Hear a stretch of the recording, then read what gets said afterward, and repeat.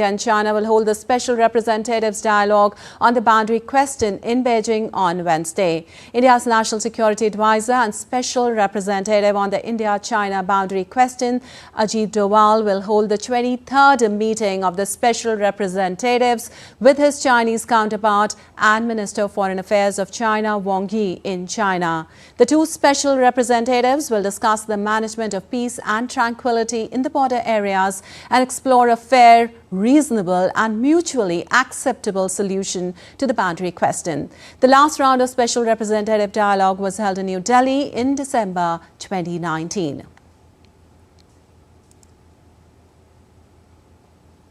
And for more on this, we have DD India's Jessica Taneja joining us. Well, Jessica, the meeting is seen as a crucial step in restoring the bilateral relations that have been under strain for several years now. What are the discussions expected to focus on? What's on the agenda?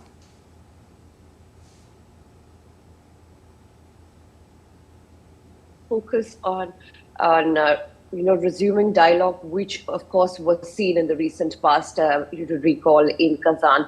But this particular meeting would sort of reach, if not an agreement, but also work on various mechanisms of tranquility and peace at the border, and how the status quo that was now restored pre-2020 that had existed before the Galfan Valley standoff can be explored. Now, this is not a new mechanism. This is the 23rd Special Representatives meeting. Remember, the last one that took place was, as you also pointed out, in December of 2019. And in 2020 May, when we saw the standoff, the relationship, of course, took a deep dive. But at the same time, this working mechanism has time and again been, in existence to sort of work around border issues and the kind of management it does require at the special representatives level. This is, of course, from the Indian side being represented by National Security Advisor Ajit Doval, and from the Chinese side by Wang Yi, who's also the National Security Advisor equivalent and the foreign minister as well of the country. So a lot of significance there, but also looking at the emphasis on effective border management. Now, this has been a work in progress between the two countries for many years now.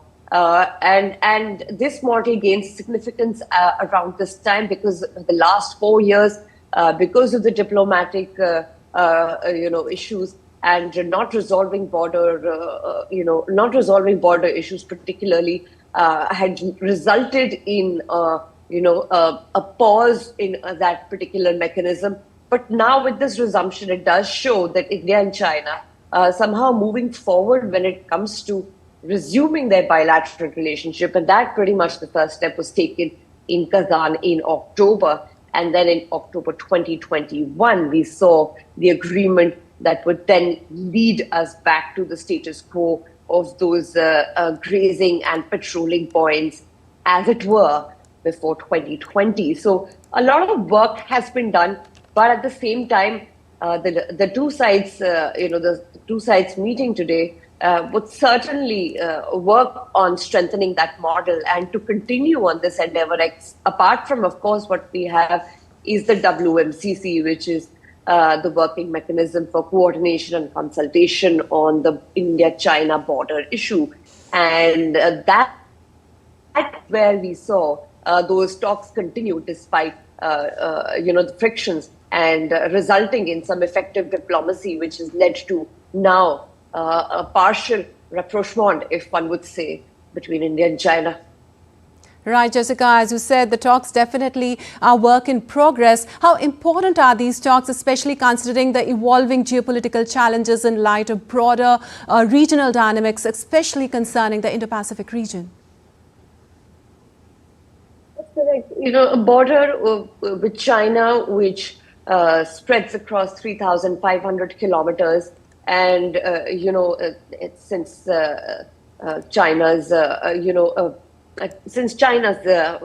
when the moment Mao Zedong held the reins of the country in 1948, and then India recognized China much before, the fact of the matter is the border issue has existed for many, many years now. There have been various working mechanisms. And with the geopolitical complexities, it has not been easy for both sides to rebuild that kind of trust moving forward with the kind of fragmentation you see, especially in the Indo-Pacific region. But, the bilateral relationship, irrespective, and in fact, trade has continued. The momentum, though, may have slowed, and there of course has been a massive trade imbalance and a deficit. But all of those, compared to the kind of economy China is, it is difficult to not engage with a neighbor who's also the second biggest economy in the world. So I think with effective diplomacy and how the border issue would continue to be taking center stage, because remember, India maintains that there cannot be any kind of relationship that can exist if the border issue is not resolved, if there is no peace and tranquility on the borders. So of course one will still tread with caution, but at the same time it's a neighbor you can't ignore, and given the current geo complexities and with the history that the two countries have shared, and with India's independence and with China becoming the People's Republic of China, I think this has been a mechanism that would continue to sort of yield more results, and perhaps effective diplomacy would once again come to the rescue. Right, absolutely. Thank you so much for all those details, Jessica.